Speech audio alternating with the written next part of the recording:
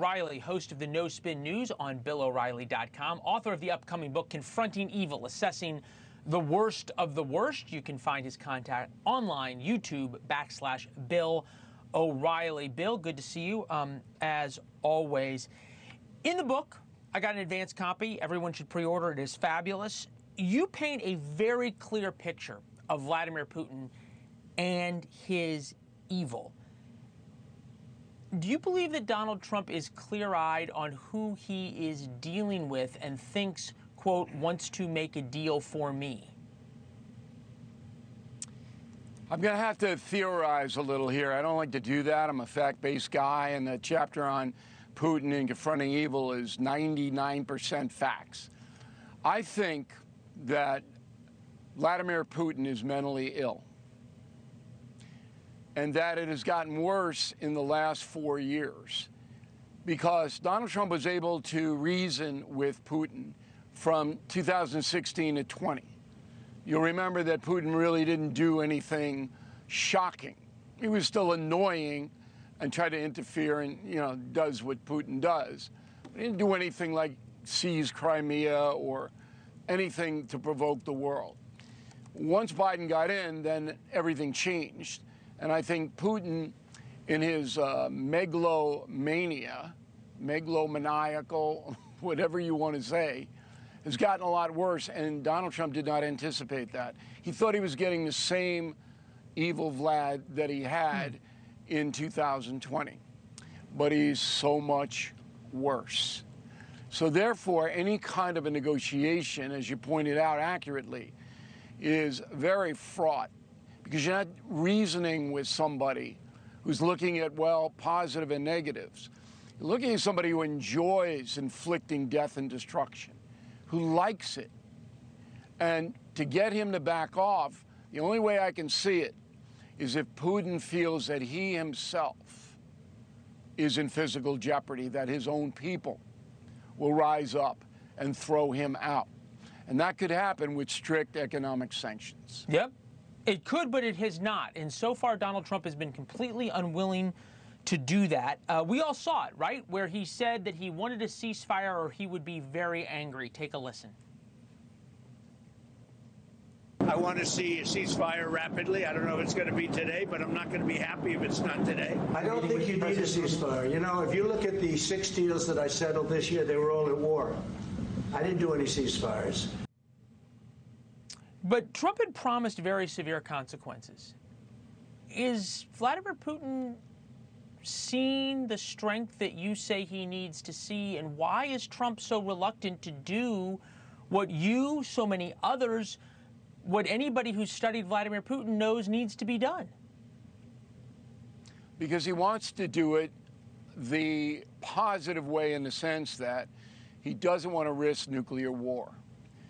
That's the bottom line. Now, when President Trump flew back from Anchorage, he was furious on that plane. He was absolutely livid. I don't know how that's going to affect his forward thinking. He's also, I know this to be true, drawn up very, very stringent economic sanctions against Russia. But he's not going to make them public. And he shouldn't. There's no reason to poke the bear unless you're ready to go and fight the bear all the way. People don't understand the danger here because Putin is a psychopath. Putin would, in my opinion, use nukes. He used them. Well, so then he gets to do whatever he wants. When you're dealing with a guy like that, when life matters not at all, life doesn't matter one bit to him, you got to be very, very careful and methodical. Okay, but if he knows all that, Bill, then basically he knows that he gets to do whatever he wants, and this is all a very well-intentioned but sort of useless endeavor, right? No, because what can happen in Russia is things can get rapidly out of control. So if you starve the Russian people, which you would do, if you sanction all banks, right? But you're saying Trump doesn't want to do that because of the nuclear weapons threat, which I understand. I wouldn't say, but I don't think you. No, I don't think you're reporting accurately. Doesn't want to do that is not really the truth. he would rather do it another way. The final key is China could be very important here. Because if China turns on Putin, as it should, for its own welfare, and says to Putin, knock it off, then he has to. So I don't know what the back channel is to Beijing at this time, but I assume there is a robust back channel to have China sign on to tamping Putin down. So there are a number of options that are left. Yeah. Look, you make a good point. I guess my question to you is, how does this play for Vladimir Putin vis-a-vis your study of him? My interpretation of this, I haven't studied Putin as much as you have, but I was in Ukraine for the 2014 war. I saw how he and his troops operated. They see this wanting to do it the nice way as weakness. They see this as just another excuse to increase the attacks on Ukraine. And I watched today the EU leaders and Zelensky come to the White House and flatter Donald Trump, saying, you're the only guy who can fix this. Take a listen. My wife, she, First Lady of Ukraine, she gave the letter.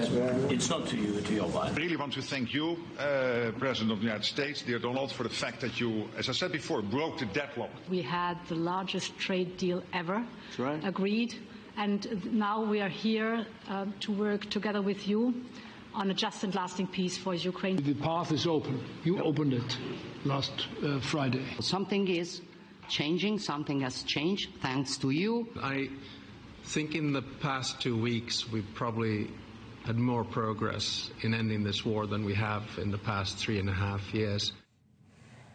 How high are the stakes for Donald Trump? He wants that Nobel Peace Prize. He wants to make this deal. He made the campaign promises about ending the war in Ukraine. This is about legacy for him too, isn't it?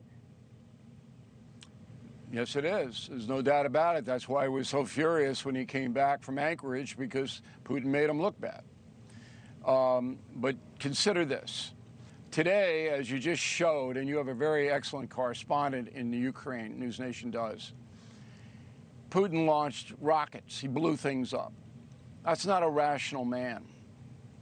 There's no upside for him doing that. I think he's very mentally ill. I think the U.S. intelligence agencies know that. So now there's going to be a reset. You have to do whatever you can, all right, to try to get Putin to stop. And that means a third meeting.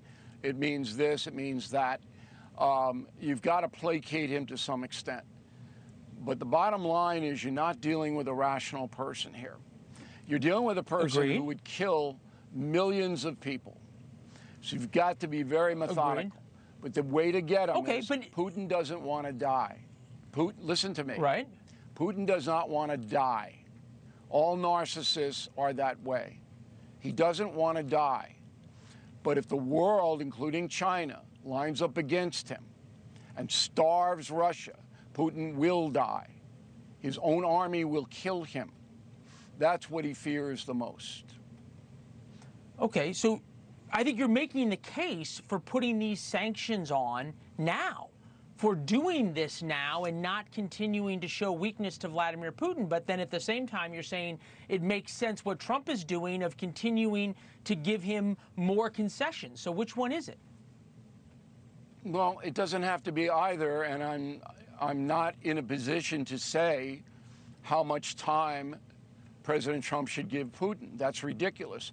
I know all the other talking heads on television spout this nonsense day in, day out, but they don't know anything.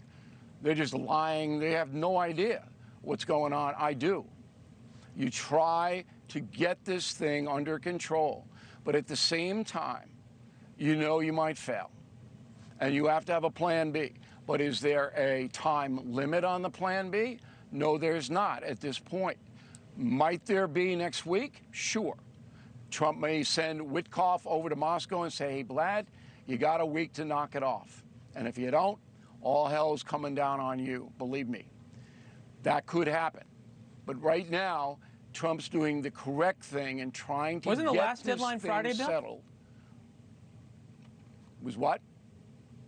The last deadline was Friday. I guess was that? you've studied Vladimir Putin. Doesn't he keep seeing that he's able to play Donald Trump? And Trump's angry about it. I come back to that. Trump's angry. Look, Putin doesn't care. You said it yourself. He doesn't care anymore. I think he might have cared in Trump's first term. He doesn't care anymore. He's mentally ill. So now you have to make it about his own survival. But you don't do that in public. You try every other mechanism than to stare down a guy with a nuclear arsenal. You've got to be very, very careful there. And that's what Trump is doing. Point well made. Bill, good to see you as always. Thank you very much. Thank you for watching. Subscribe below and download our NewsNation app right now on your phone, and you will get fact-based, unbiased news for all Americans.